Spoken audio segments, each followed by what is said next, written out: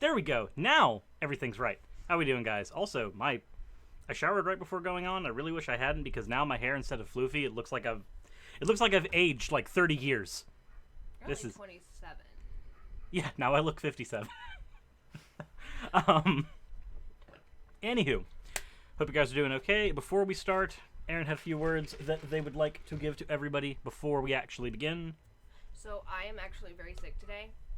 So I'm in the background, and in case y'all hear anything, I'm also playing The Witcher 3 because that's what I do. Yeah. Fair enough. All right. So, also, I think I need to actually get rid of this now. There's no need for that to be there now. Because we did actually reach the goal on gas and bills. So, there's that. Alrighty. That all said, how is everybody doing today? I know that today is Monday. No, it's not. It's Tuesday. I normally stream on Mondays. I gave you guys the Rick Wiles video on Monday instead of actually doing what I normally would do on Monday, which is stream. Because today, we are actually going to be doing a stream with Hunter Avallone, having a chat. Seeing what disagreements we do or don't have, and just generally trying to do some bridge building there, if that is possible. As you guys know, if you've been following my channel for a while, I've done about four videos on Hunter. I did one that didn't do terribly well. It got ratioed, which, to be fair, it was an older video. So I responded to a more recent one, which I feel did a little better. And then we had two videos that I did on Hunter in regards to abortion, but I have not done anything on Hunter afterwards, because things have changed a little bit where they are concerned, and I am not the type of person to just drill into somebody if they are actively changing for the better. So, like, as an example, I will probably never stop talking about Steven Anderson. Anytime he does something stupid, he will probably come up on the channel. I will probably never stop talking about no bullshit, because unless something changes, that's probably not a thing that's going to be changing anytime soon. Whereas with Hunter, there does seem to be some actual change happening there. As a result, we also talked about having him on my channel so we can have a discussion. That all said, I think I'm going to go ahead and send them a call now so that we can get that part of the party rolling as best as that can go. But I need to make sure that my output device is correct, because elsewise, this is going to be awkward. Hello, can you hear me? Yes, I can. How you doing? I'm doing good. Do I sound all right? Need me to adjust anything? You sound all right to me, but let me see what the audience is saying, because things can always be different on their end. Neko's All right. Quiet for me, but like. Definitely. Abby Fit says a little loud. Ranting Okay, is good. I can put my my input volume down. I have it pretty. Okay. Is that a little better? It's a little bit. Also, that's in frame. Fair warning, there's another half of this conundrum. If Hunter does seem a little loud, some of that is going to be on purpose, because for those who don't know, Aaron is deaf. Granted, there is still hearing that is capable because surgeries, but that doesn't make things perfect. Explain this for myself. Yeah, go ahead. And I mean, you want to be able to hear my beautiful voice as loud as possible. You also have a really awkward octave to hear in the first place, so I'm so sorry. But I am actually classified as deaf legally. I had no hearing until about February of last year. I had to have corrective surgeries, but my left tube fell back out. I had tympanostical tubes, Hunter, in case you were wondering. Okay. So I had tubes placed in my eardrums. The left tube fell out, closed up. I cannot hear out of my left side anymore, but my right side is considered hearing. Gotcha. It's not. Generally, All right, yeah. No problem. No problem Okay. at all. Also, for those, everybody in my audience already knows that Aaron is one of my three partners. I am polyamorous. The other two are currently having their own date day type of stuff. Okay. They're in the other room. If they feel like they want to come in and do any chatting stuff as well, then they are free to do so as well. I'm letting you know, most everybody in my audience already knows. It's pretty common sure. knowledge on my channel. Sure, so, no problem. That all said, I hope your day is going well. Yes, it is going. It's going very well. How's your day been? Aside from dealing with the puppy, who is a pain in the butt, but she's only 3 months old, so I don't think she knows how to be anything but that right now. Right. Aside from that, I think they're fine. Yeah, you know what? It's funny actually. I had a kid not too long ago, and Mm. before we had the kid, we actually had a puppy that we ended up giving to a friend.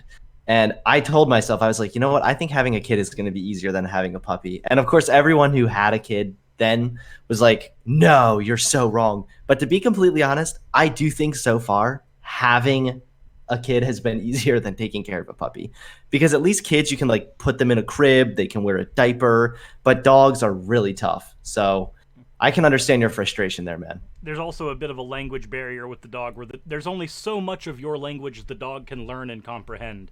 Whereas Exactly. whereas with a kid, eventually they get to the point where they're like, oh, wait a minute, they, Right. they can get to the point where they can talk back and like, oh, we can have a reasoned conversation. Whereas a reasoned conversation with Growlithe generally involves barking. Right. And then you saying, "Be quiet." Or trying to. We're trying to teach her the quiet command instead of just like telling her to be quiet, just going, Growlithe, quiet, sit, just getting her to the point where she's not going to freak out. Because if we can teach her to do those things on command, then the likelihood of her being a problem in future goes down significantly because she's being well trained. That's fair. No, yeah, that makes sense. They also can't Very cool. Woolly dog. Well, good luck. Hey, I am I am hoping that luck will be there. But that said, I know that before, so to give people in the audience a little bit of history, me and Hunter don't have an actual history of like speaking terribly much, except like for a week on Instagram, I believe. That's correct. With one exception, when you and Vosh got the details settled for starting your debate, that was while Vosh was on my channel during a live stream, and that was I think that was the only like kind of interaction was when we had that like cross stream thing while you were playing Fortnite. Yeah. That's right. I actually kind of forgot about that. That's right. You on Vosh's? Yeah, you were on Vosh's stream, and then he started to like stream my stream or so. I don't know. It was funny. But actually, that debate turned out to be moment. Yeah. Streamception, exactly. No, that debate proved very beneficial, as many of you probably already know. Oh yeah, So. my so for me, I didn't follow your Instagram or anything like that. I mainly just kept up on the YouTube channel. But then a friend of mine, Inane Dragon, who he's a centrist, but he's also a very reasonable person. So I'm just like, I'm not gonna do the memes of, oh look, the enlightened centrist, because he's legitimately like a really freaking smart guy. But he posted the Instagram post that you put up dealing with gender, and when he posted that up, ironically, when I went to live stream the day afterwards, somebody was like, hey Cirrus, when are you doing another video on Hunter? And I'm like, I don't think I'm going to be. I think my reasons for doing that have largely gone away. And then people were like, well, why is that? Okay, hold on, let me go to Instagram, find the post, and then that was when I realized that, oh wait, his Instagram is actually privated, but somebody else found it. Yeah. Yeah, and do you want to tell everybody like why your Instagram ended up getting privated? Because Oh well, yeah. I mean, I put my Instagram private just because I guess it sounds kind of petty, but I mean, I was starting to bleed a lot of followers on there. Just since I was really going after the alt right. And I really was trying to purge out the alt writers from my audience.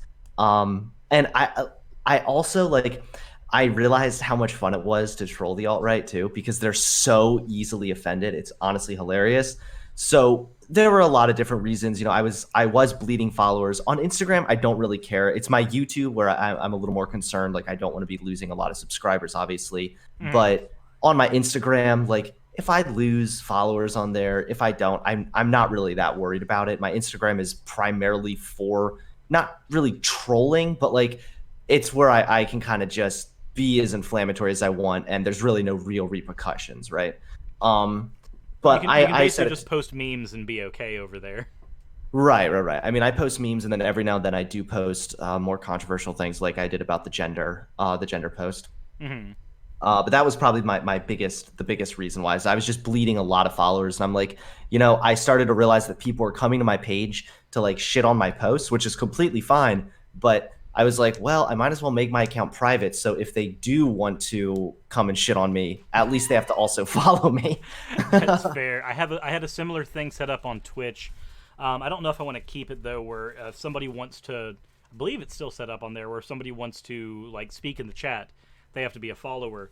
Hmm. I'm I am a hold on one second. Oh, did they put? Then I will hold on to the taco. So no, I know that. Oh, please don't tell me that they messed that up. Hold on one second. Check the chalupa, see if they put Sure. it on there. Oh, the chalupa's good?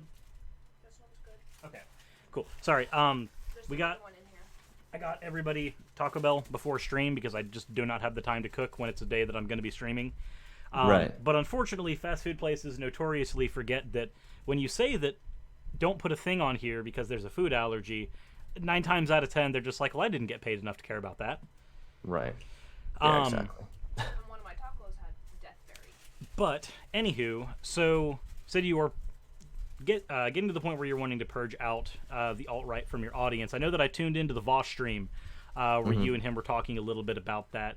There's one thing that I noticed because I used to be further on the right, further conservative, and the snowflake memes were always funny to me. But then I realized as I moved more left, I'm like, wait a minute, there's for every snowflake there is over here, there's at least one or two over there.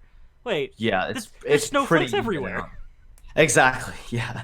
Exactly. I mean, the right gets really triggered about like any like break from tradition. Like I was actually kind of shocked to see how many right-leaning people still like oppose gay marriage. It's like, guys, come on. Like, can we just fucking like move on from that? Like it's I mean, I think honestly it was legalized way too late. I think it should have been legalized way long ago. I don't even, to be completely honest, I don't even think the government should be involved in marriage in the first place. But I totally agree that there's a lot Believe of me, I snowflakes on both understand. I'm sides. polyamorous. Legally, I can't get married. Yeah, I mean, I think the government should be kept out of marriage altogether. Well, that is definitely something I can agree with. Yeah. Though I have noticed, it's. How familiar are you with a YouTuber named Computing Forever? Oh, I know who he is. Oh, that didn't sound like a good reaction. No, actually, I saw a few of your videos on him. I didn't watch them yet. I watched one of your videos the other day. I can't remember what it was now. I'm terrible at that. But yeah, I know he's gone full like God pill, nationalist, all that dumb shit. He's been. It's really interesting. The last video I did on him, I ended up doing it in 3 parts because he did a lot of using jargon, and while I have no problem with people using jargon, Could you actually I'm sorry if I sound kind of stupid. What does that mean again? jargon is just any type of speech that is centered in a particular like unit, like a fandom or like a technical course. So, for instance, Okay. if I use speak. what's up? Navy speak.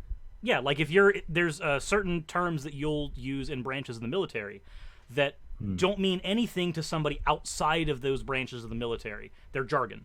Or for instance, if I'm in the middle, if I'm speaking with some of my friends that are more philosophically minded, and I use the term atheist, they know that I'm talking philosophically about somebody who rejects the belief in God completely. Whereas that's not necessarily jargon outside of that. It's more loose outside of that.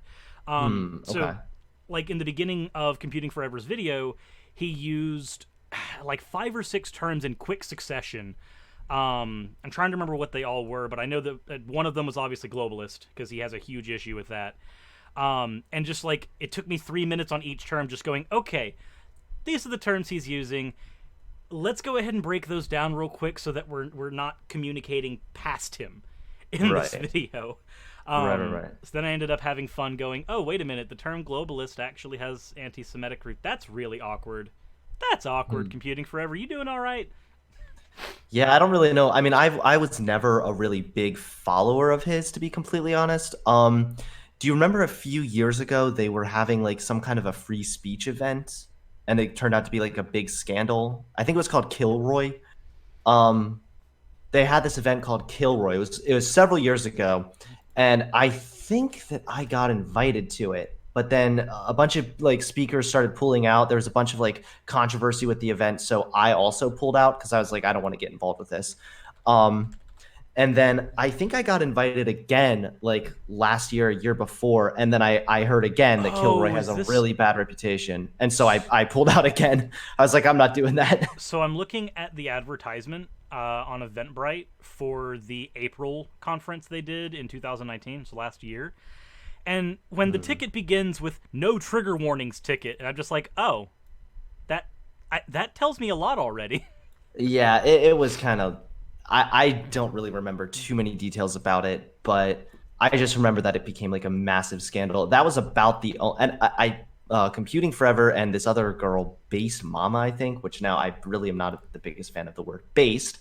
Um, they were kind of organizing this event, so that's pretty much the only really like run in I kind of had with Computing Forever. I've personally, and I'm not even trying to like talk shit necessarily, but I've never really found his content all that interesting. I've watched a couple videos of his here and there, but I actually recently watched a video from Creationist Cat making fun of how Computing Forever was talking about like God and we need.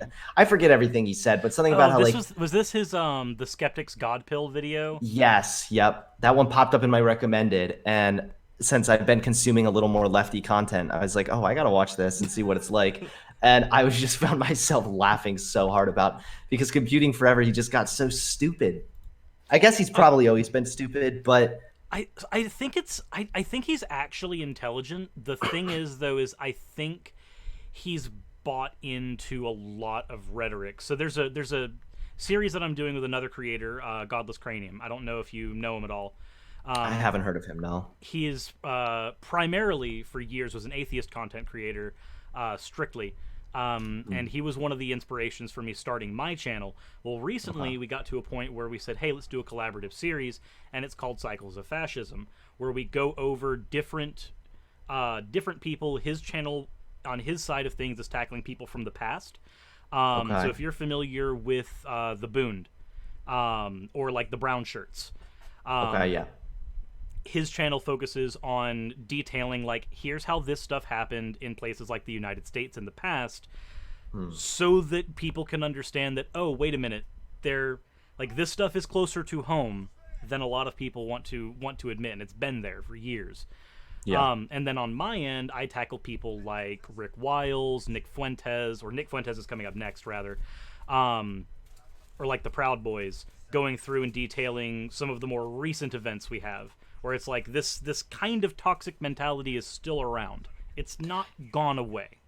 Right. And you know what? I think that hit me pretty hard too when like I realized, and I talked about this on the Vosh stream, so I'm sure you're kind of familiar with what I was saying about this issue, but that kind of hit me hard too when I realized how many like literal fucking Nazis were following my channel.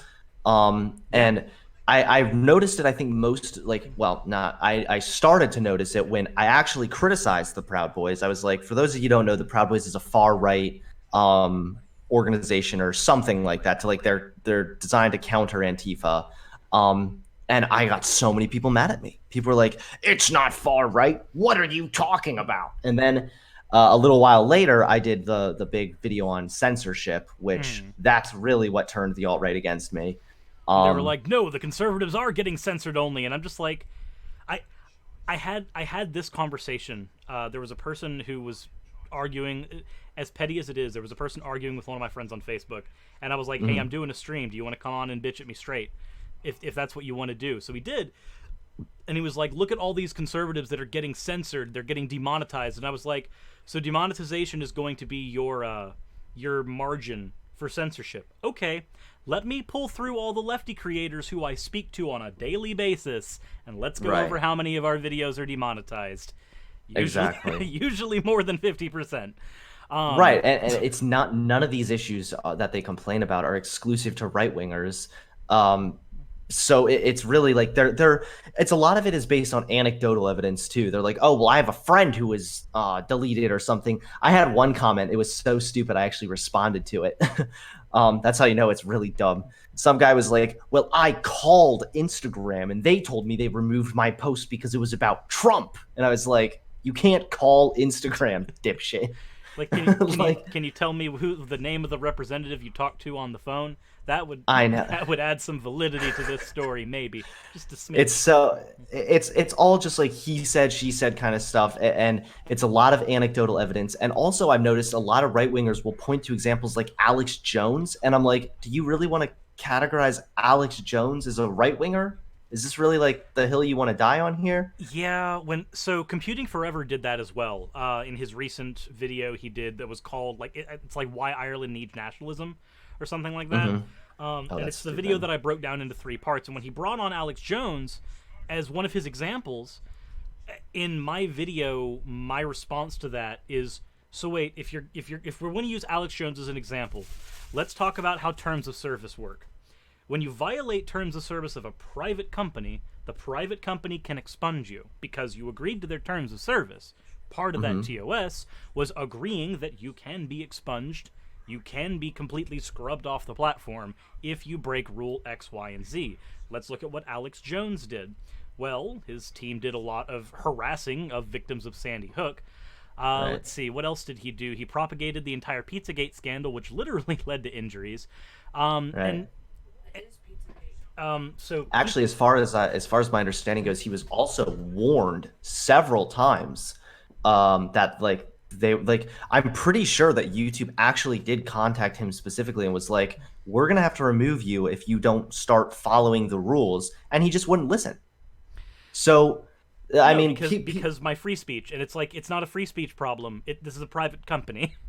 Right, exactly. It has nothing to do with free speech. It's so annoying. A lot of people on the right just throw out those buzzwords. They're like, well, free speech. It's not about free speech here. Like, that's Like, about the government infringing on your freedom of speech. And if at that point the conversation then goes to, do you think that YouTube should be a public works administration that the government funds as a social utility. program? They're like, yeah, that would be better. I'm like, okay, so one tick in the drop of socialism, but it's state owned, so it's not the flavor I'm okay with, but that's fine. No, that's not what I'm more talking like about. fascism, isn't it? Isn't that more along the lines of fascism? It is a little more along the lines of fascism. So if you look at the political compass, on your you do mostly political commentary, so I'm assuming I'm definitely not speaking gibberish. No, not at all. So if you're looking at the political compass, right and left are your economics. You've got your capitalism on the right, you've got your communism on the left, or I guess further on the right you would also have corporatism. And then when you look at your north and south on the political compass, that's where you get your authoritarianism at the north, and then you get like anarchism at the south. Most of your liberals, libertarians, your ANCOMs, and your ANSOCs, they'll all end up on the southern end of the sphere of the compass. If you want the state to control stuff like YouTube, then you're going to end up on the north, where you want collective ownership on the left side of things. You want to be on the left side of the diagram, closer to communism, but you want it owned by the state, so you want it more on the north side. So you're wanting authoritarian communism. Okay. I wouldn't quite call it fascism yet, because fascism, there's a specific set of criteria you must meet to actually hit fascism, and one of the pieces in that mix is nationalism. You must have that, as well as a couple of other things. This is why I usually will use the term like fascist adjacent, because I don't want to just call people I don't like fascists or people I don't like Nazis. Right. My rule is there's these criteria, and if you meet them, then yeah, I'll throw you in the category. But if somebody just wants state ownership of YouTube, I'd call it authoritarianism. I would say I don't agree with it. I fall in the southern left area of the political compass 9 times out of 10. But when you're dealing with, hey, the state should own it, we're dealing with the northern end. We're dealing with the authoritarianism. We're dealing with the communism that can actually lead to lots of deaths and lots of problems, because that's authoritarian communism. That's state ownership.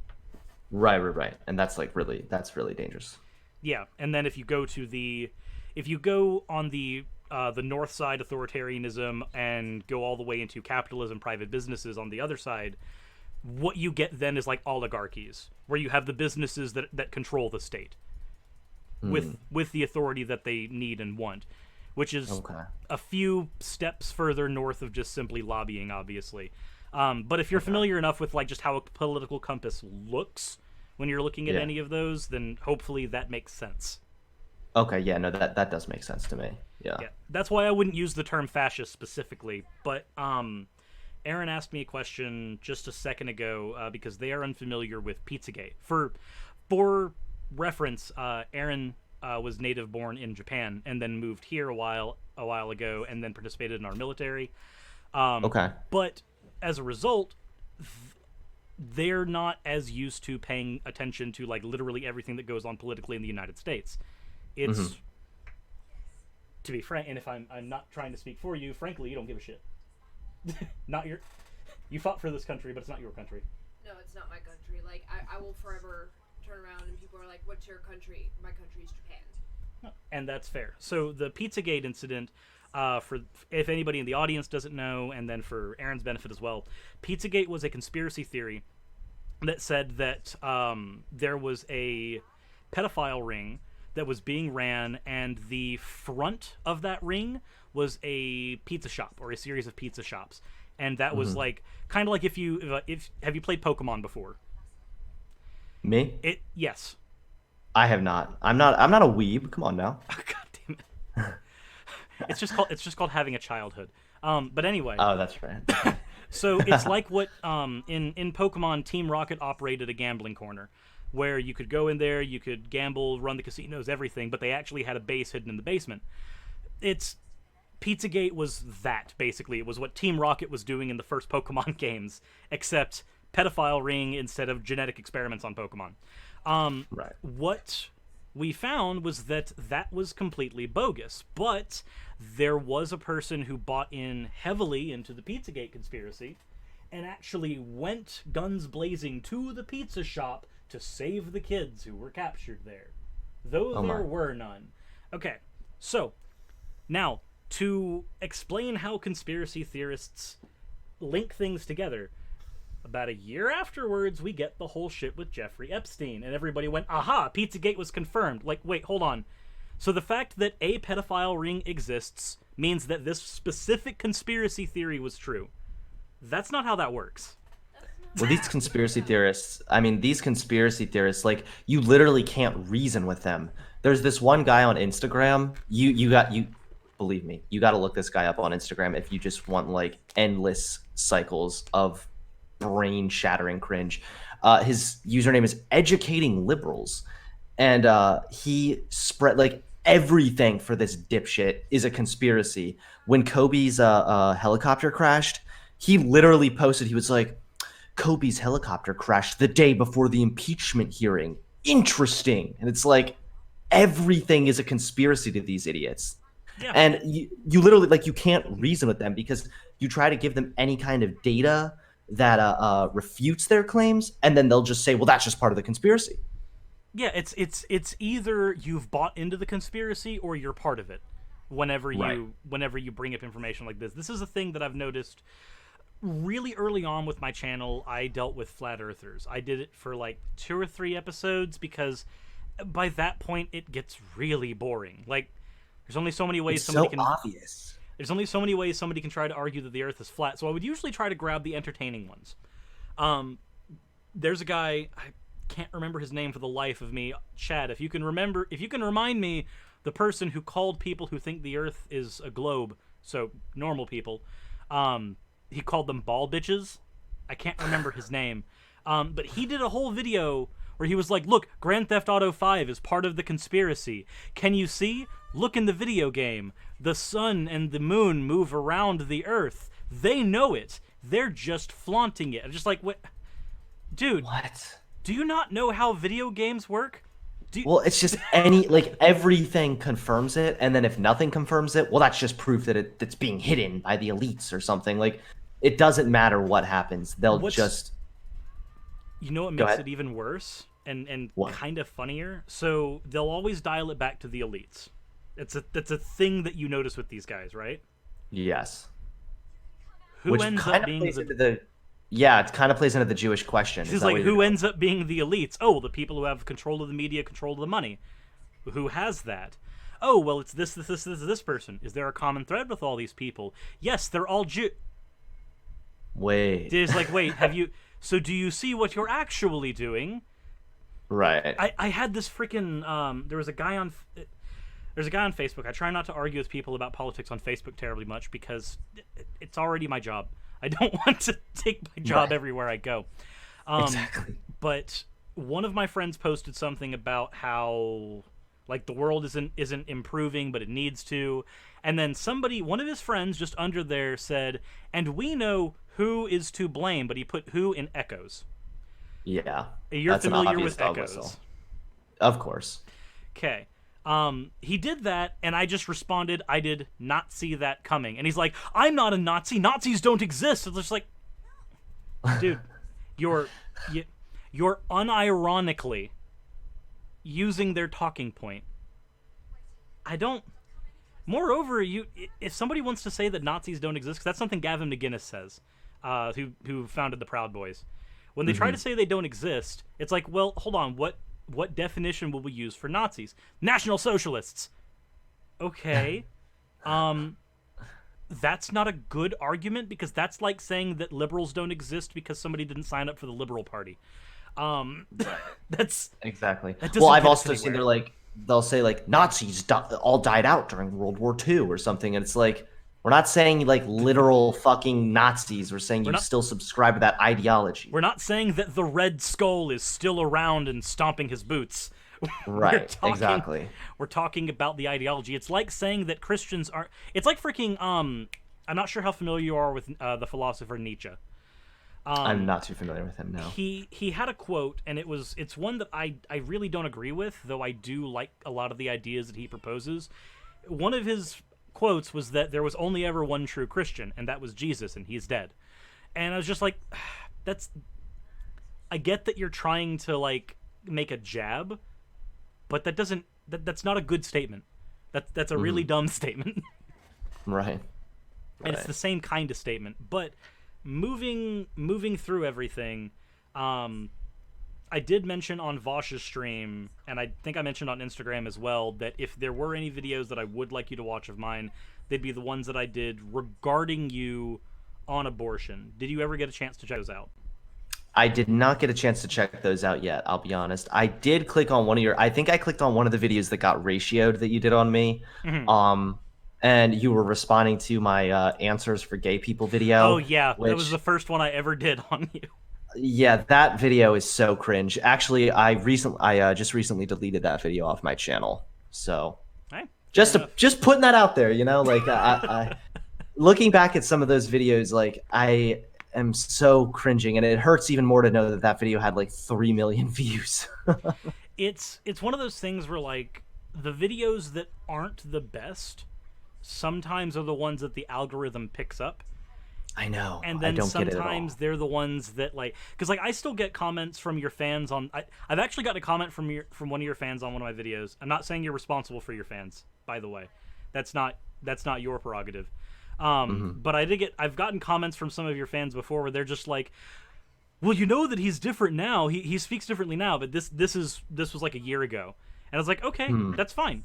So I compiled all of their comments. I put them at the beginning of the next video I did on you and said, it looks like a lot of you had an issue with that video. So let's tackle his most recent one. It was the LGBTQ insanity one. Which has also been now deleted off my channel. Fair enough. I just deleted all the videos you responded to. No, I'm kidding. Yeah, some of my look. I'm not afraid to admit that my previous content was really cringy. And I also had some really bad takes. For one, like the whole like anytime a trans person acted stupid, and I was like, oh, this is giving a bad name to trans people. That was like such a shit take, because I feel like you can make that same argument for like white people. You can like anytime you can do that for any group at all. Right. It's like the people who say, well, what? It's like when somebody says that trans people have to answer for what Jessica Yaniv is doing. And I'm like, yeah, you know what? I actually, I did a video on Yaniv back when like the whole controversy was going on, when like Blair kind of started off. And Blair took, of course, fucking Blair took that approach. But she was like, I think this other trans people need to be condemning this person. And I was like, no, that's like saying anytime, like, I forget what example I used, but I think I said something like, that's like anytime, like, there's someone who, like, is a KKK member or something that we're like, oh, all white people need to apologize on their behalf, which every conservative would call that, like, cucked or whatever. And So it, I don't know why we hold I guess like marginalized groups responsible for like the minority of crazy people. mhm. But I did fall into that trap at one point, and I'm just glad that I was able to recognize it and stop doing that shit. So we did get a super chat for 4.99 euros from Jack Fisher, who said, "Can you let this poor man know that seeing what you did in the past as cringe is a sign of personal growth?" Hey, Well, thank you, Jack. I'll take it. Appreciate it. Um, Yeah. so I know that. So if you haven't seen the videos that I did in regards to abortion, one of the things that I pointed out in those videos, and granted, my bear warning, my memory is also really horrible. So I'm Mine too. So we're right on the same page with that. I am reconstructing the things that I've said in as well as I can remember them. Um, Sure, sure, sure. but one of the points that you made in your video was a not a straight up comparison, but it was close enough of hmm comparing people who get abortions to Nazis, something like that, if memory serves. I I knew this was going to come up, and Yeah. I just want to clarify that. Looking back now at some of those videos, I can understand how that could have been misconstrued, but that was not my intention with how I went about that video at all.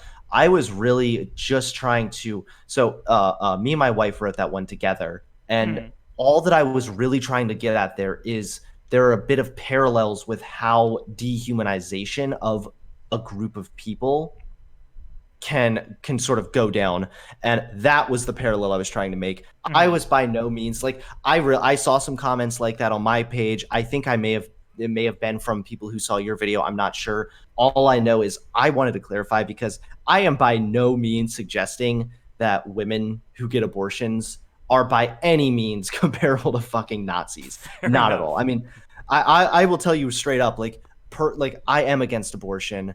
But I don't even think that it should be made illegal. I think that abortion is an issue that needs to change on an individual basis. Mhm. And I think that abortion is something that needs to change for a person. They like it needs to change within their heart, not nothing with like legislation. So I understand that. And I just want to clarify that was not my intent. The parallel I was That's fair. trying to draw was there are some similarities to how Nazi Germany went around with sort of the process of dehumanizing a group of people that is, I think, a little bit similar to how people dehumanize unborn babies. So no, I do not think that women who get abortions are by any means comparable to Nazis. I want to Okay. clear that up right That's now. fair. There was another thing that you mentioned in there, and granted, again, memory's not that great, so I'm trying to pull this up as best I can. I also can't go into my script and look for any of this because I haven't scripted a video in years. Oh Um, wow, so that's um, impressive. it's it works better for me. What I do is instead of recording like a long segment and then editing it, I record in 2 to 3 second chunks. So instead Yeah. of getting that's why videos don't end up seeming rambly, even when I'm not using a script. Is I'm effectively doing the same thing I would be doing while writing a script. I'm just doing it in the audio process of going, say this, no, that's not how I wanted to word it, delete. Say this, no, that's not how I wanted to word it, delete, and then just go through. Interesting. Very cool. Very It's cool. it's cut down production time by a lot. Right, right, right. I bet. Yeah. But one of the things that you did also mention in those videos was about the statistic for how many abortions were considered elective. And there was something interesting in there that I wanted to point out. I pointed it out in the Sure. video, but since you haven't watched the video, I'll point it out here. You do know that the criteria we use for what's considered an elective abortion, and this is not just unique to the States, actually, because New Zealand has this same issue. Um, what we consider an elective abortion actually can include pregnancies that would be life threatening. Oh, really? As an example, I have two examples because one of my partners, Aaron, who is here, had to actually go through this process, and one of my other partners, Emmett, who's in the other room, had to go through this process as well. I'll let Aaron explain their part. I'm gonna hop up for just a second, Okay. and then I will see if Emmett would like to or is comfortable explaining their part, because they've both actually had to go through this process for different reasons. I'm gonna say hey shipmate to Tatted because Tatted said hey to me. Um, so to explain, hi Hunter. I'm very very disabled. First of all, I don't know if you know like the standard elasticity of joints or skin or everything, but I am hyperelastic because I have Ehlers-Danlos. Okay. I also have a neurological condition called hereditary neuropathy with liability to pressure palsy. Okay. I That sounds have scary. It's interesting. I can't actually feel my hands or my feet. Oh wow. Okay. I also have like a bunch of other issues. I also have something called gastroparesis, which is partial paralyzation of the stomach, postural orthostatic tachycardia syndrome, which affects my cardiovascular syndrome, my entire cardiovascular syndrome. And I'm giving you all of this because, one, I don't care, and two, it explains kind of how it became so life-threatening. Mm-hmm. So that's just a couple of, like, my health issues combined. Mm-hmm. I also have 2 autoimmune diseases. So I have all of these things, and then on top of that, I was sexually assaulted, which led into my pregnancy. Okay. So I go through all that, and then I find out I'm pregnant about 12 weeks, and I'm being hospitalized because I was responding so poorly to pregnancy. Not because of depression or mental health, but because I was actively dying. I was losing 40 pounds in 12 weeks. Okay. Like 12 weeks pregnant, I lost 40 pounds. That's not healthy. As you can see, No, I'm not at not a all. very large person. Mm-hmm. I have never been a very large person. It's not possible for me to be a large person. I am one of the partners, yes. Because of all my conditions, it's very difficult for me to build muscle or fat tissue in any capacity. Okay. To explain, I'm about 180 pounds. Damn. And, like, really bad skin. And I've had, like, surgery and stuff to, like, fix my skin so it's not as pulley. I have to fix all my joints. I'm sorry. You're breaking up just a little bit. I also have no voice. Here, let me just... Okay. No worries. But so when I got really sick, medical, and I was still in the military, medical was like, you cannot continue, or we could keep you alive in a hospital for the last 6 months and you'll die on the table. Right. Which I don't know if there's some confusion, but in the video I talked about how abortion in the case where like the mother's life is in danger, I think is completely justified. So, but that abortion was still classified as elective.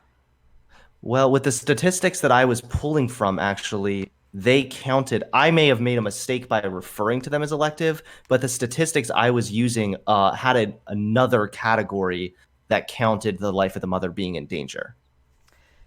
So I may have been. Let me see if I can. These really.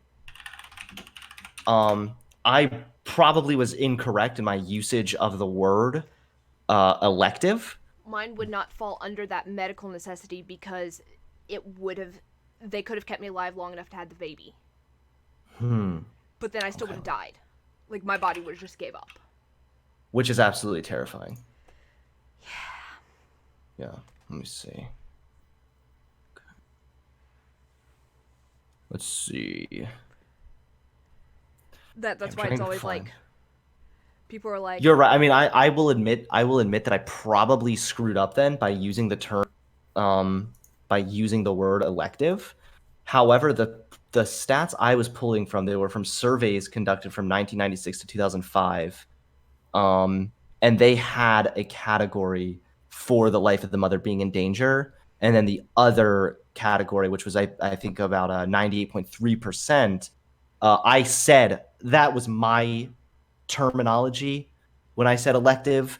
I should not have used that term. Clearly, I must have had a misunderstanding there. So for that, I definitely apologize for any confusion. But what I really just meant is that majority of abortions are performed for like preventable or for reasons that I think could be solved in ways besides abortion.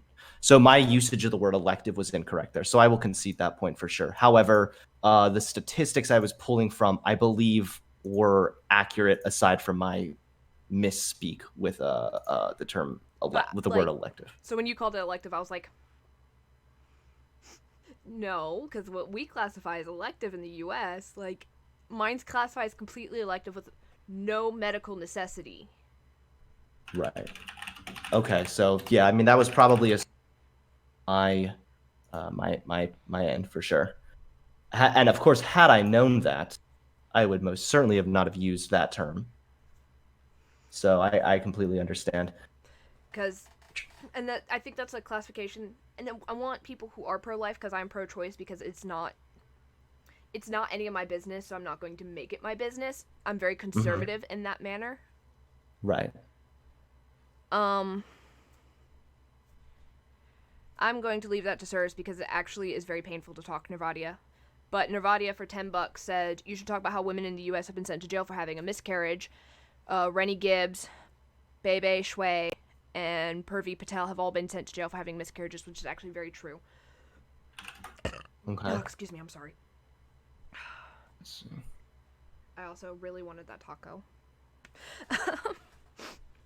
But because of that, like, it's not my business. I'm very conservative. Not American conservative, obviously. My Overton window is much more left. Okay. Because I was born in Japan. I grew up 13 years of my life in Japan. Okay. So, when it comes to people's, like, personal lives and their private lives, it leads to me being more pro-life because it's like, it's not my business. I don't need to know what's going on in people's life. Right.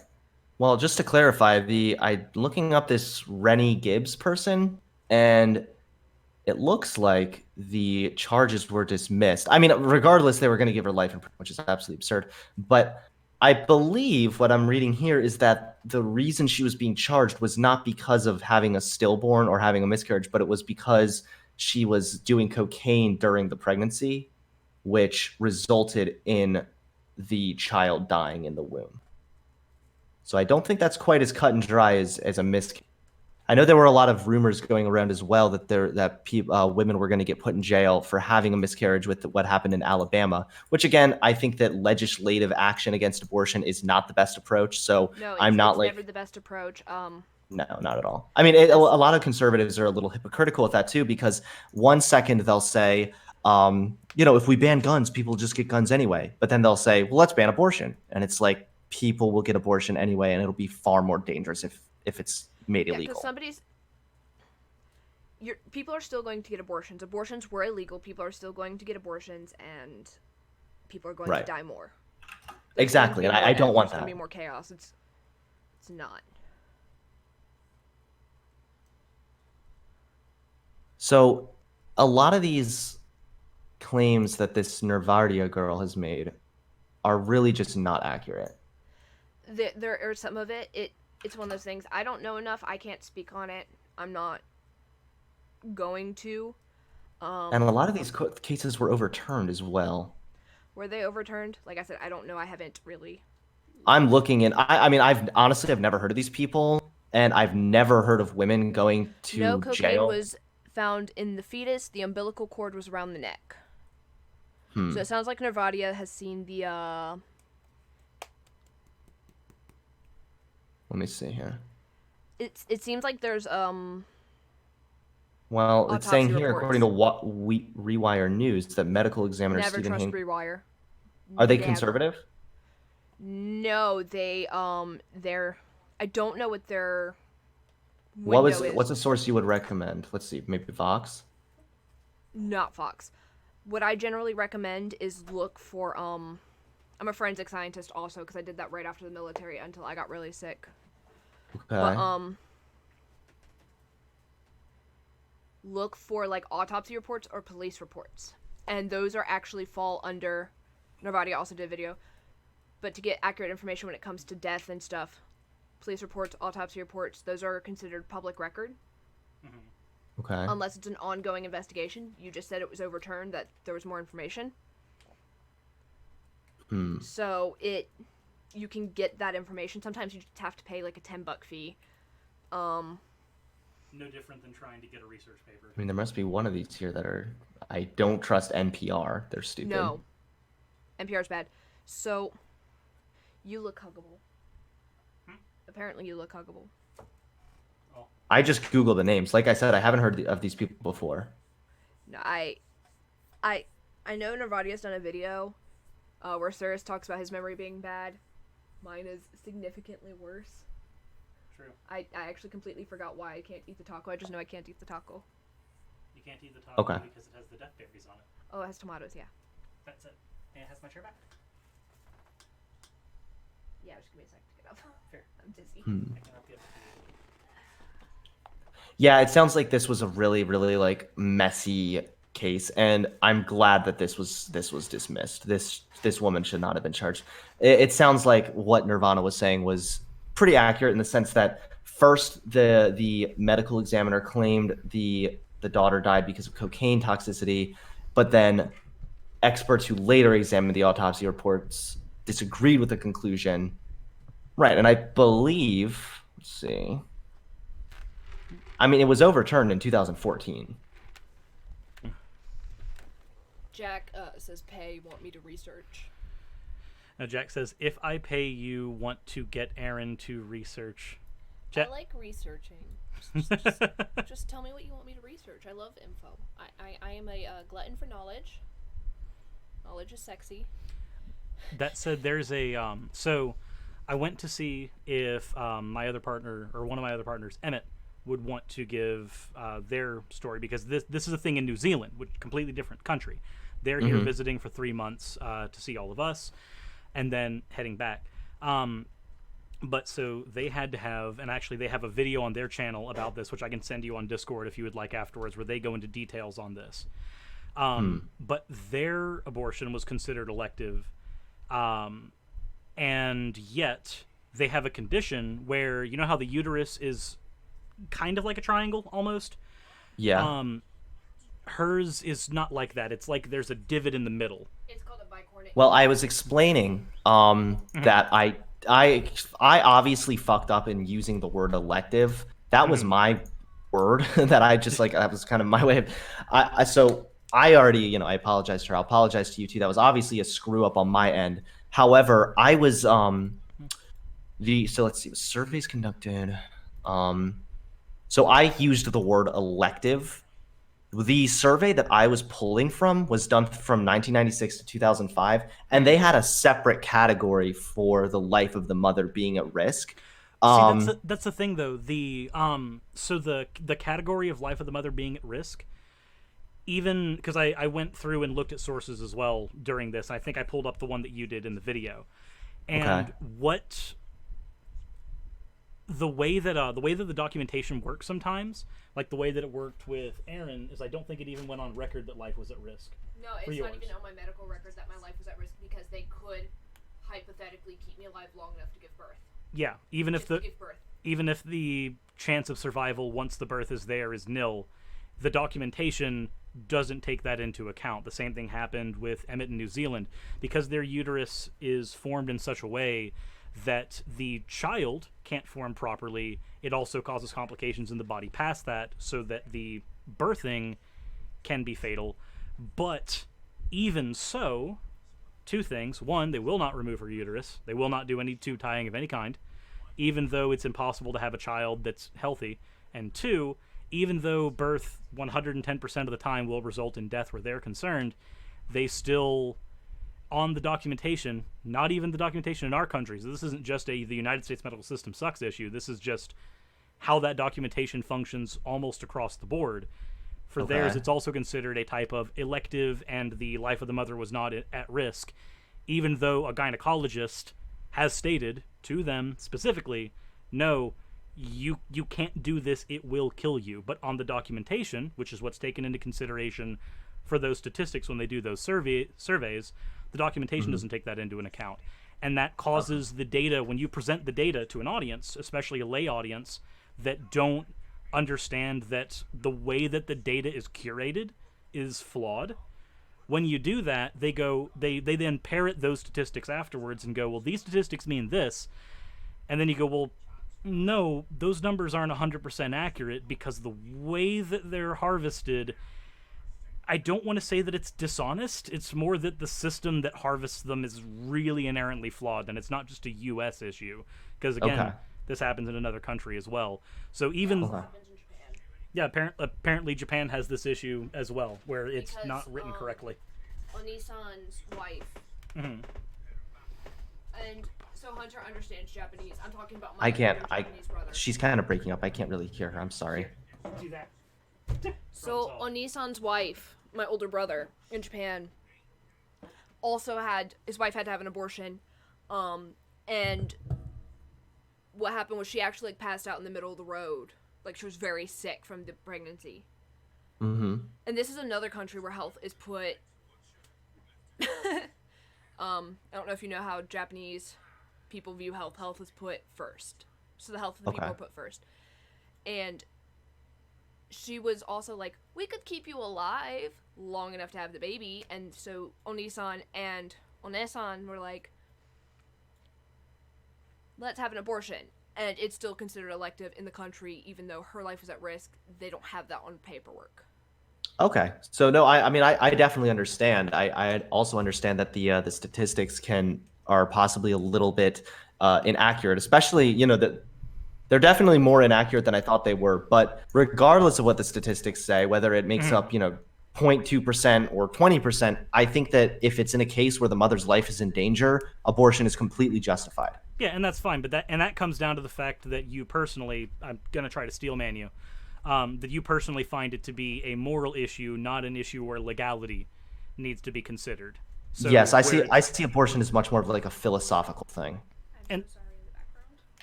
Why are you? Because you're having to stretch. You're fine. Your hips out. You do you. So no, I think my main issue in that video was that the way you were using statistics, and now that I know that it comes down to you just didn't know that statistics are, at least those ones in particular, I don't want to use the word fudged because the numbers aren't fudged. It's just that they're not harvested. They're just not right. They're not gathered as accurately as they could have been. Yeah. So it's those little bits right there. Obviously, hold on, let me gather my thoughts real quick because I just tried to say two sentences at the same time. That did not go over well. So that was one of the points of contention that I had with the video. The other thing is, for me, and I've had a debate on this back when Non Sequitur Show existed. Does not anymore. For those who don't know, Non Sequitur Show was a platform where people could come to debate all the time. Imagine it like the Kill Stream, except not shit. So, like a centrist version of the Kill Stream. That's probably the best way of saying it there. So one of the things that I went on to talk about in a debate there, I did a debate about abortion, and I was actually debating a Catholic, which I thought was going to go one way. It did not. They didn't bring their religion up into the conversation at all, which is good, because that would have been really awkward. That would have been really easy to debunk, too. It would have taken 5 seconds to just go, okay, so your religion says that there can be no condoms, but you also say that there can be no abortions, so you just really fucking hate girls. That's all this tells me. Okay, cool. Why not? So, but no, the conversation didn't get there. One of the points I made in that debate, and I've been making ever since, is I can concede the point that abortion is murder and abortion is wrong. I can concede that point, and yet still argue that it should be available to everyone, period, which I think that is kind of where you are a little bit, where we can for me, I can concede the point, and for you just accept the point that abortion's wrong, that abortion's murder, but we both agree that when it comes down to legislation, when it comes down to what we actually do in practice, allowing it as an option is certainly the lesser of two evils. Sure, I think I can concede that as well. And I also think that like it's I think we would probably disagree in the sense too where like I would I still like prefer to work to kind of spread, my opinion and my Mhm. belief when it comes to abortion. Obviously, I want to see less abortions, which we kind of are actually. Abortion is statistically going down, which is nice.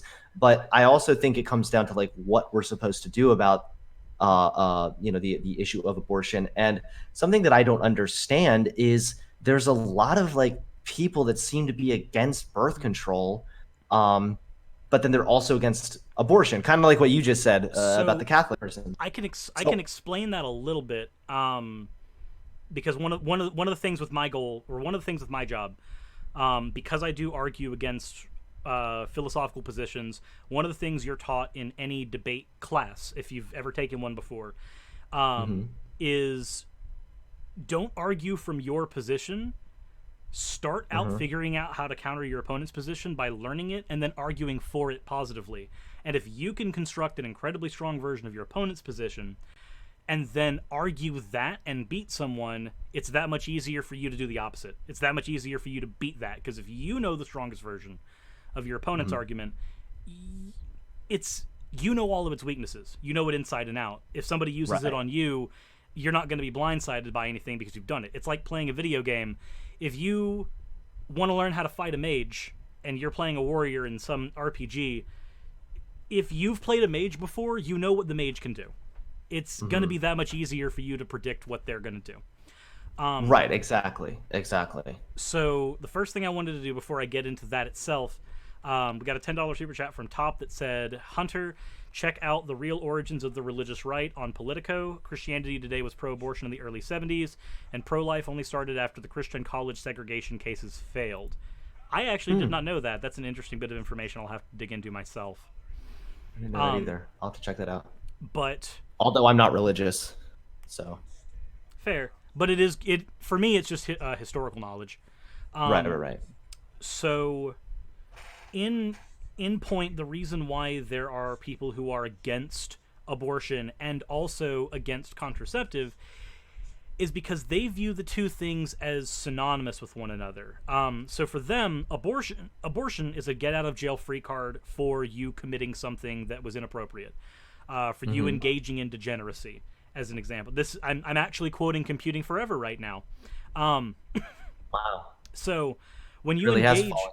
when you engage in sexual acts that are depraved and there are no consequences for them, you have no incentive to change your behavior. So by making sure that there are consequences there, you ensure that people on the whole will become better people. So for instance, if you don't have contraceptives, this includes pills, condoms, etc., then the risk for sex is there. So when you engage in sex with people that are outside of marriage or anything like that, your punishment is dealing with the child. Same thing with abortion. No abortion, not just because of the murder thing, but because the child is a punishment that is there so Which that you is learn your lesson. That's totally fucked up too. It is, because the point that I make in the Commuting Forever video when I hear him say that is, what kind of relationship can a child possibly have with a parent when the parent views the child as a punishment from Right. day one? You do not create a positive environment for that kid. And it Hmm. kind of reinforces the idea that whether people who think like that realize it or not, they're not actually trying to argue that the kid has a right to life. They're actually trying to argue that people should be controlled. Right. Because if it was about the kid's right to life, we would also care about their quality of life. Because if you care about the kid, but you don't care about their quality of life, you don't actually care about the kid. The, Right. the two go hand in hand. Just like you're a father, you care about Hmm. your kids. That means Of you care course. about their quality of life. If you Right. didn't care about their quality of life, I would tell you that you don't care about your children. Like that's It's the two. it's really that simple, right? It's kind of obvious. So when you don't care about constructing a positive environment for a child, which seems to be what these people don't care about. Well, there's two sides to this. Sorry, there's two sides. I need to make sure that I don't misrepresent anything. There's the one side that says that they don't care about the environment as long as the child can be had, so that the child can be used as a punishment or etc. There's the other side of this.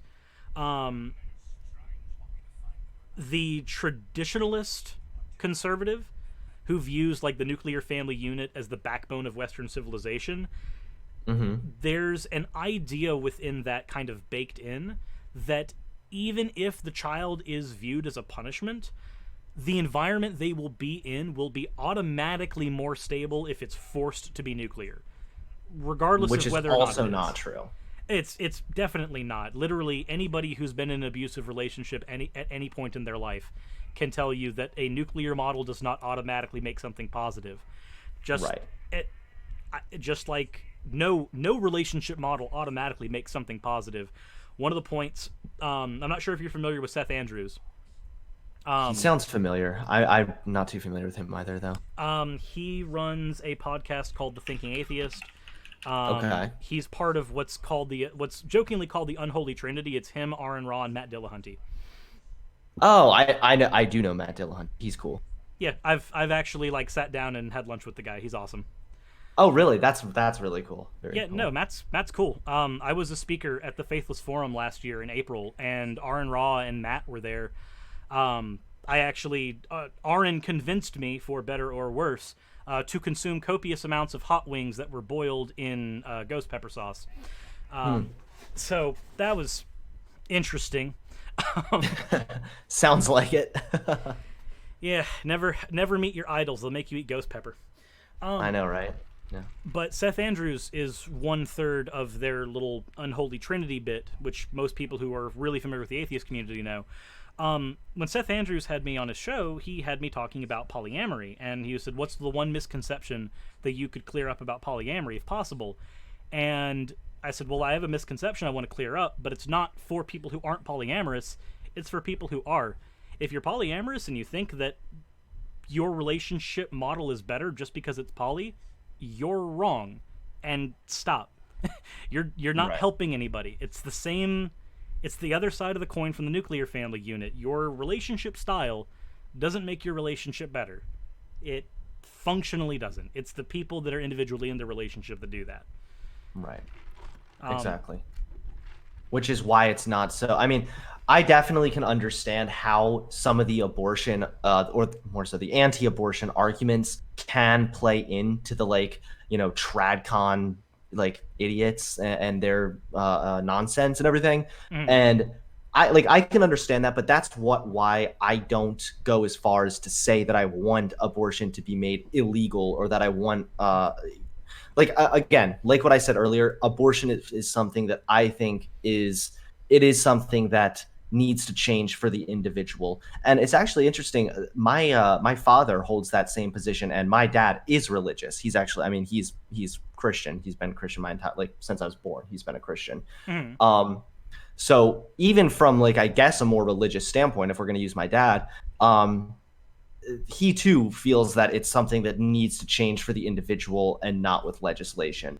And I think that's the problem too, is that a lot of these people, these hyper religious people, or the tradcon degenerates, you will, they kind of want to force their way of life on everyone. I mean, they think because the nuclear family is quote unquote the backbone of Western civilization, which what does that even actually fucking mean?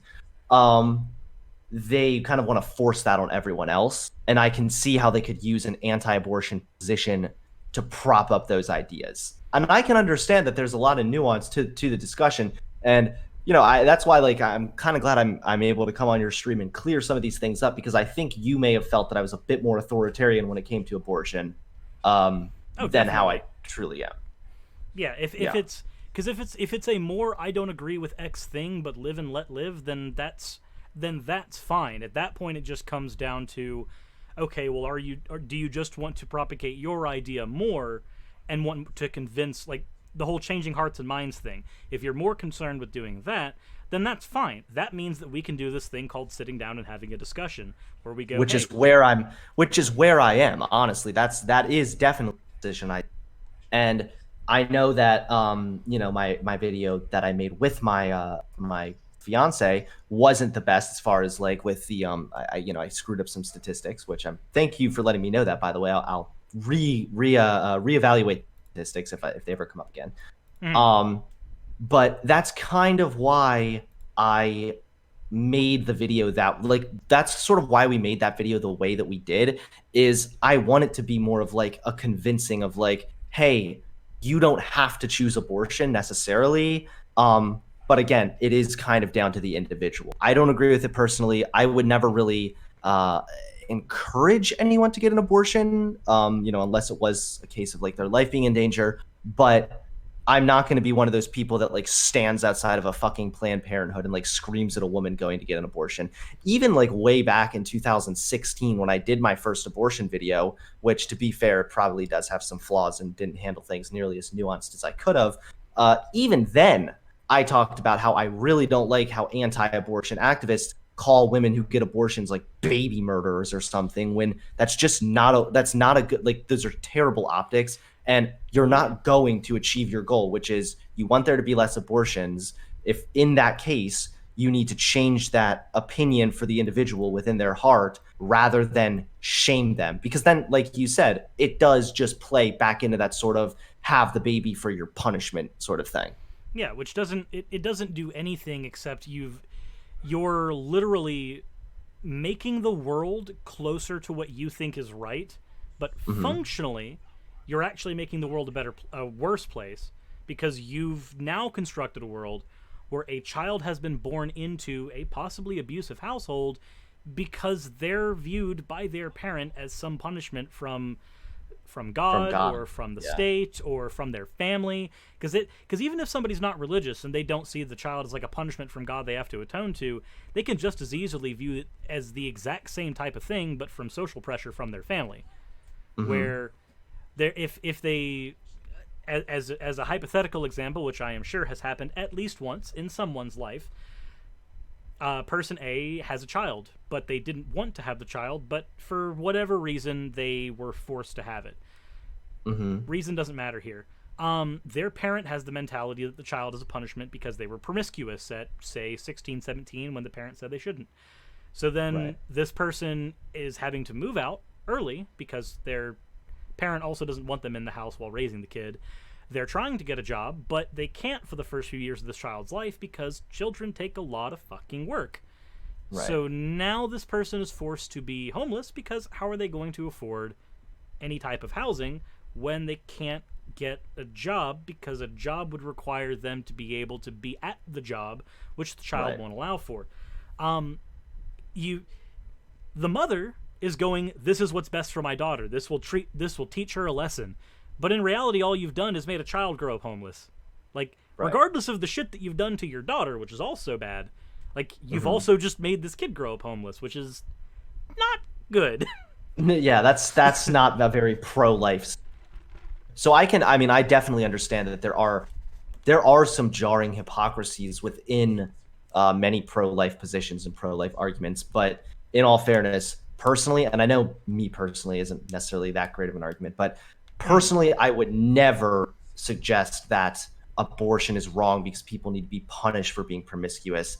I would rather take the more proactive approach and say, hey, we need to have good sex ed. I think that sex ed needs to be, explained well at a decent age. I'm a little iffy about, like, I don't think it's right for kids to learn about that stuff too young, but I think when they're a healthy age, there needs to be healthy sex ed, and there also needs to be good access to birth control or whatever. And I think that people need to stop being shamed for using birth control, because I don't like that mentality, like, oh, well, just don't have sex. And see, that's something I will acknowledge that I said in very old videos now, but oh, you can always just not have sex, but like people are gonna fuck, like it's just what's gonna happen. What's funny, I had not to interrupt, go ahead. I had this is an old abortion argument that I had on my channel with somebody who I made the mistake of bringing somebody on who was very infuriating, and I did not get a moderator for that particular chat. I didn't get one for this one because I figured it's probably not going to be needed. But that one, I made the mistake of not having one when I really should have. And I got to the point where this person was trying to say the purpose of sex is to make children. And I wanted to bash my head into a wall and go, no, the purpose of something is what you imbue into it. So it's all subjective, right? Like the purpose of me having sex with one of my partners, I don't want to have children with any of my partners. One, they can't. Two, I'm at a stage in my life where we live basically paycheck to paycheck. That's not an environment I want to bring a child in. I would rather do that a few more years down the road when I'm not having to do that. Right. So the purpose of sex with me and any of my partners is going to be bonding. It's going to be spending time together. It's going to be trying to make them feel good. It's not going to have anything to do with making babies because that's not the purpose of it. Right. And when he was like, well, that's not the same thing. And it's like, no, we're literally talking about the one thing. And I think in that particular video, and if somebody in my live chat can help me remember if this is the video that this happened in, I literally just started going, the purpose of a stab. And he kept talking, so I just said the purpose of a stab about 20 times until he shut up. And then finished the sentence, the purpose of a stab depends on what I'm stabbing and why. I could be stabbing a watermelon. I could be stabbing a person. In these two instances, the same action is happening, but the purpose is entirely different. Just like when an incel has sex with their hand. They're not trying to have babies. I'm kidding. That was a low blow. But no, honestly, I mean, since I've been pissing off the bitchy little tradcons more and more, I have been dealing with similar arguments to that. Actually, not too long ago, I saw a comment on my Instagram that said something along those lines of like the purpose of sex is to have babies, or I think they were probably saying something along the lines of like, you know, having sex to like if you are engaging in sex without the goal of having babies, that's degenerate or something. And it was either me or my wife or someone responded was like, so is every time a woman with a barren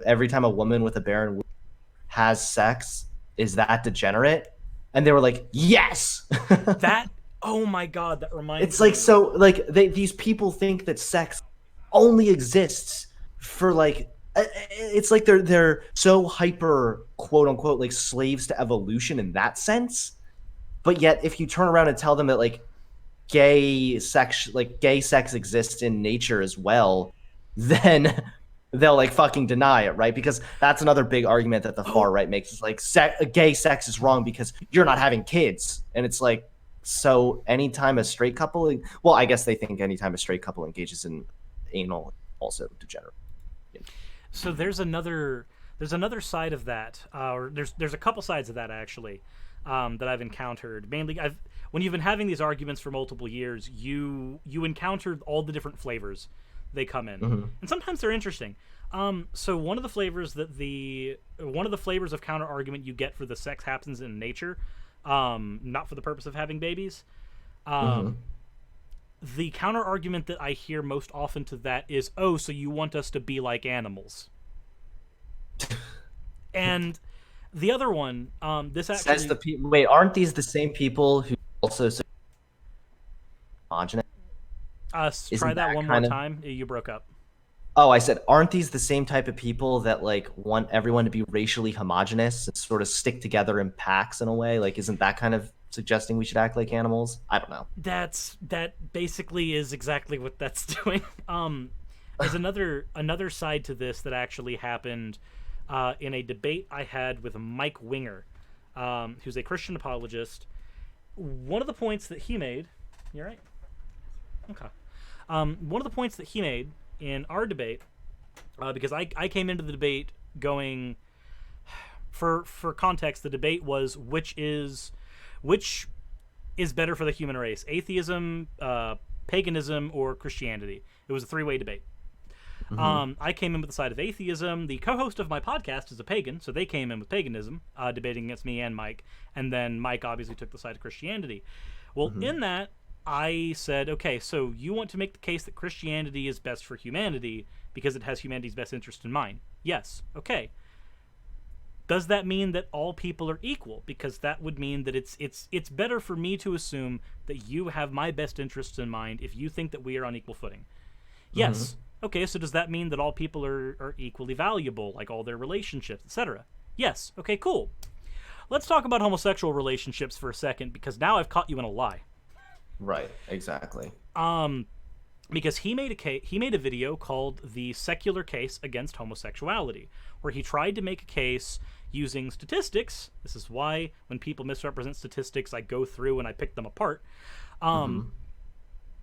Trying to use statistics to show that homosexual couples both shouldn't exist and shouldn't be able to have kids, but he didn't use any argumentation from the Bible, which good on him for doing that, but the way he did it was also really, really agitating to pick apart. But when we had our debate... What was his argument, just out of curiosity? So his argument is that there's enough statistical evidence to show that homosexual relationships are not safe for the homosexuals involved.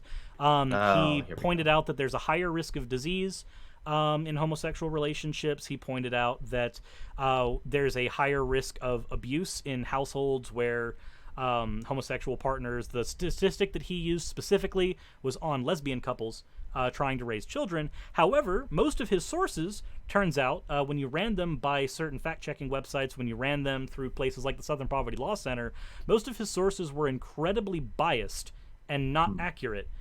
But even if they were, his argument basically came down to, if you are statistically more likely to have problems in your relationship, you shouldn't have one. You've constructed an argument against human beings having relationships, period. Right, exactly. Every relationship is statistically likely to fail. Right, exactly. Yeah, no, there really isn't a very good against homosexuality.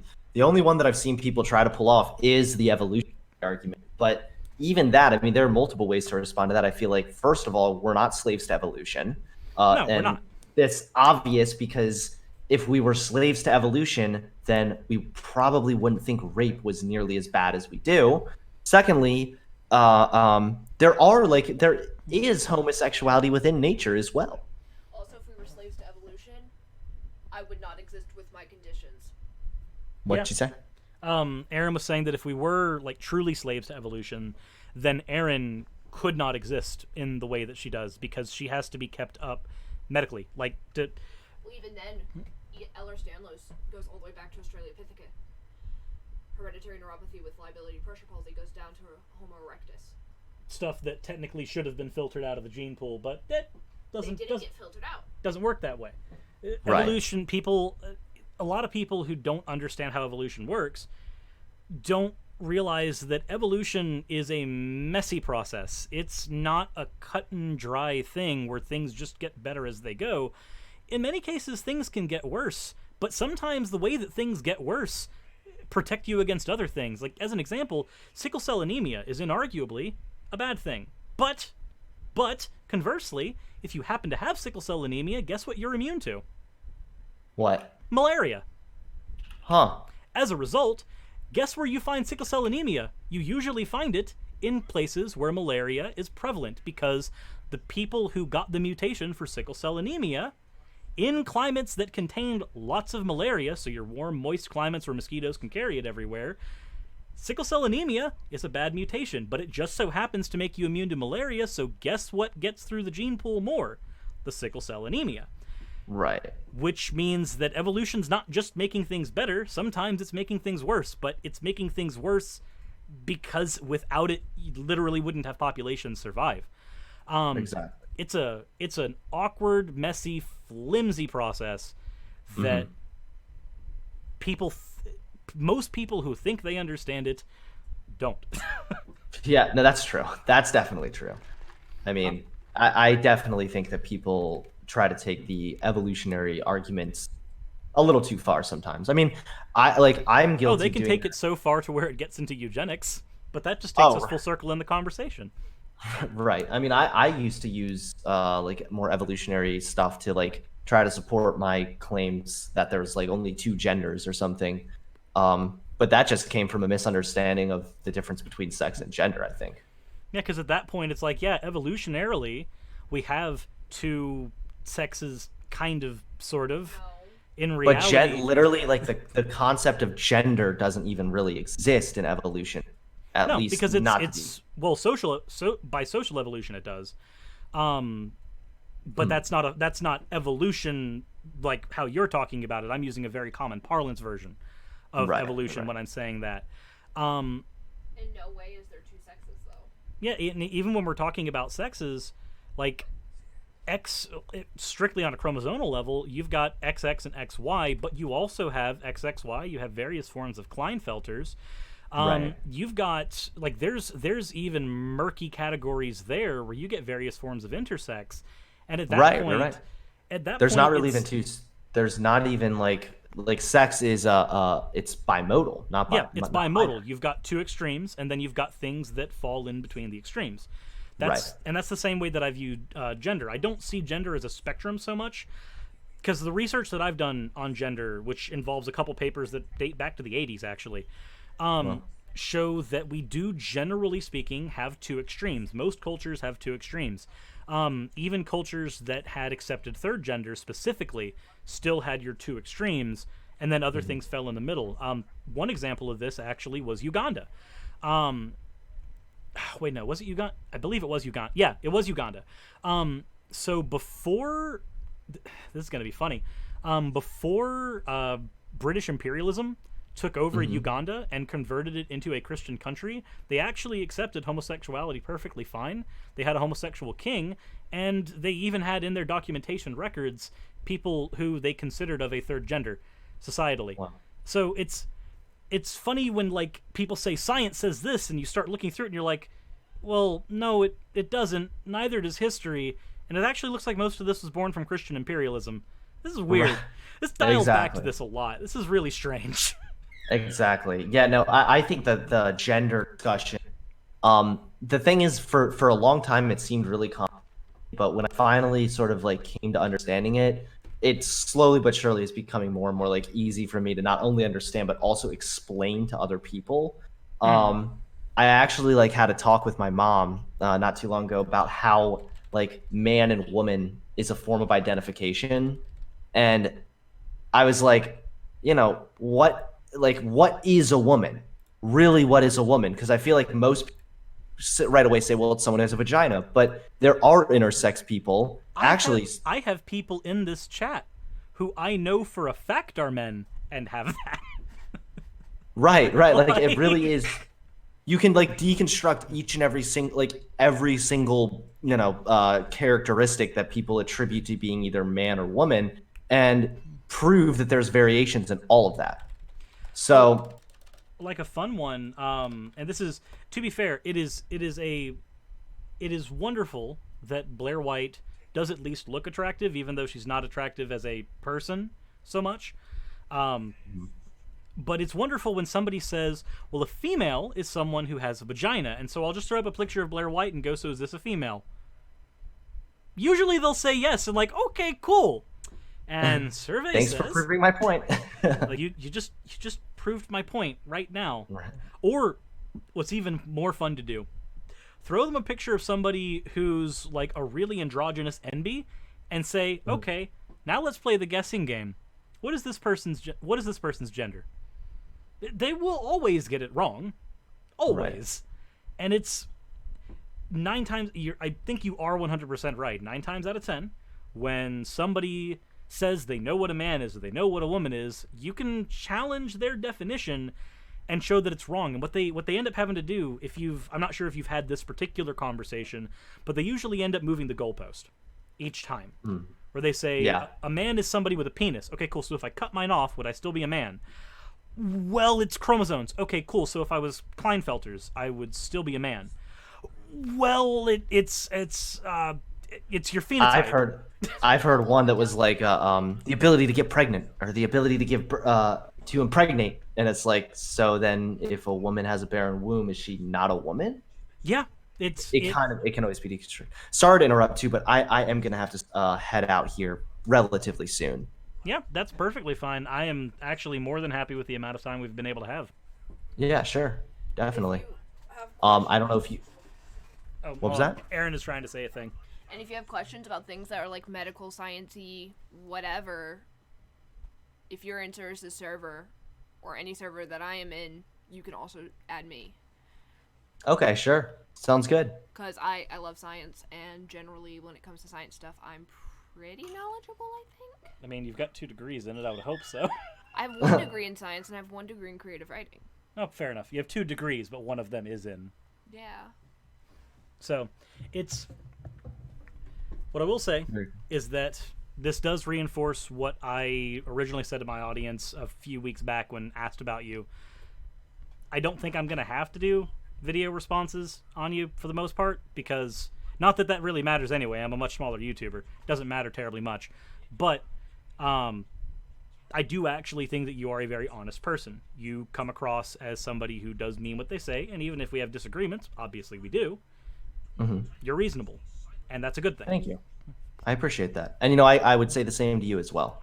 I can tell that you come into discussions with good faith, and, you know, I can tell right off the bat you didn't invite me on here to try and trap me or anything. So I can really appreciate that as well.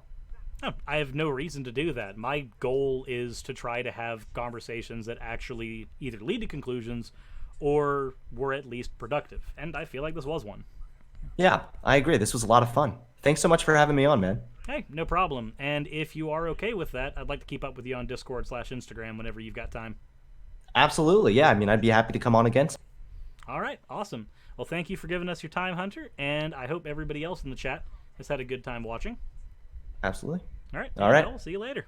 Talk to you later. Bye. All righty. So that was fun. So how does everybody in the chat feel about that? That was I would say it was a very productive discussion, personally. Jericho says, check the stream info. What stream info am I needing to check? I am confused. Is there something that I'm missing?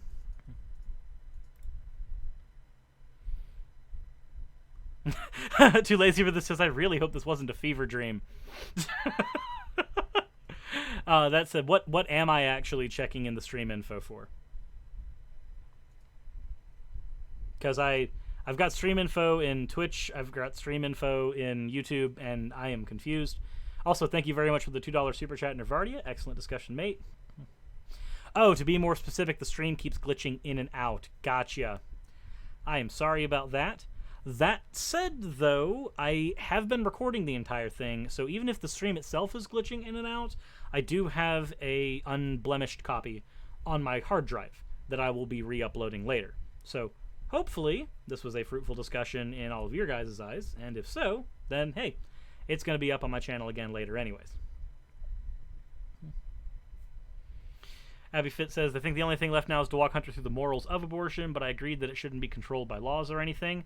I mean, at that point, it's just a matter of having the, like we said in the discussion, it's just a matter of sitting down and having a conversation about why there are disagreements. And if Hunter's open for those conversations, then hey, that is more than anything else.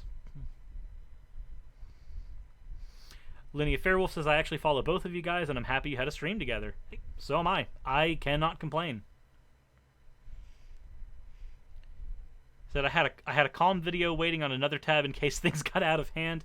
No, Hunter actually strikes me, not just from what I've seen, but also now from what I've had in the discussion, strikes me as somebody who is incredibly reasonable. So this is why I didn't grab a moderator for this discussion.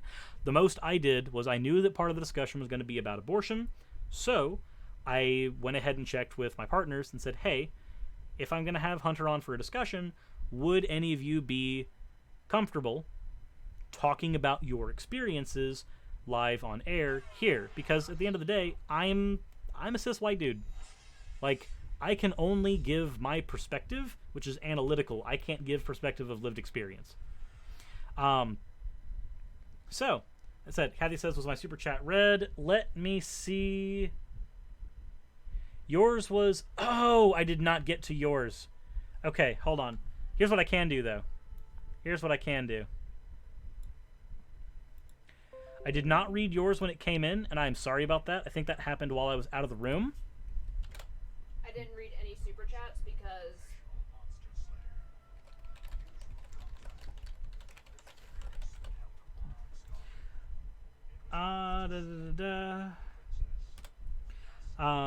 So yeah, no, Kathy Songbird, their super chat was, "Hey Hunter, just wanted to let you know I hope you're able to recover from the Switch. Been working on trying to spread the development to Mr. Atheist specifically, so happy I can catch this, and hope you know how much your openness and sharing this change is doing good. Lots of love." So yes, I've got that one. The one from Nervardia was, "You should talk about how women in the United States have been sent to jail for having a miscarriage. Renee Gibbs, Bebe Shui, and Purvi Patel have all been sent to jail for having miscarriages." I did read that one. There's a lot of research I found in it, or there's a lot of research that was brought up by Hunter himself, rather. And that's when you walked in when we were talking about, to get accurate information about things like that, look at police reports and public records like that. Okay. Let's see here. Jack says, "Gonna need to unsub if no singing." I don't think I'm I'm not in a huge singing mood today. Today is a very influx kind of day for me, and I also know that Aaron is sick. Okay, but hear me out, Jack. What do you want sung? Because I will sing certain songs that are like really easy on the voice, like the Annie Lennox song last night, "Into the West." Fair. I also know that I don't want to get a copyright strike on this particular one, because this is one that's going to stay on the channel.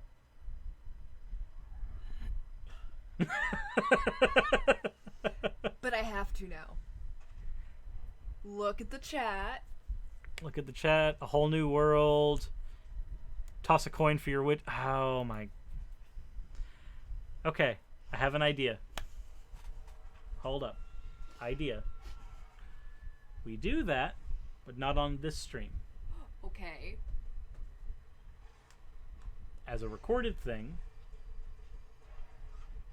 that I can then do as an animate type of deal. And if you are okay with me having it as like toss a coin to your streamer, so that it fits in with the channel. Okay, but hear me out. Yes. There's a lot of lyrics about him fighting the Sylvan and the elves. So what you're saying is I have a lot of work to do. Yeah. This is fine. I can do this.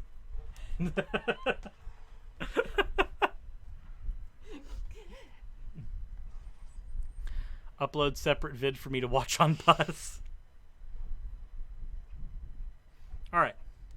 That all said, if you guys enjoyed the stream, awesome. If not, I'm sorry. That said, I am going to go ahead and hit the end stream button. I want to thank you all for coming around. This is totally not a way for me to excuse myself so that I can go to the bathroom. Azrael. It's not Garrett. It's Geralt. Geralt. And it's Husker. Not Jasker. Before I hop off, there is one question from Amazing Wolf Skeptic. Do you personally believe that Hunter will eventually come to the conclusion that left-wing politics is the way to go? I don't think so, because there are extremists on both the left and the right, and I think Hunter is, and he can correct me if I'm wrong, but I think that what he's fed up with is the extremists that end up following in one way or the other.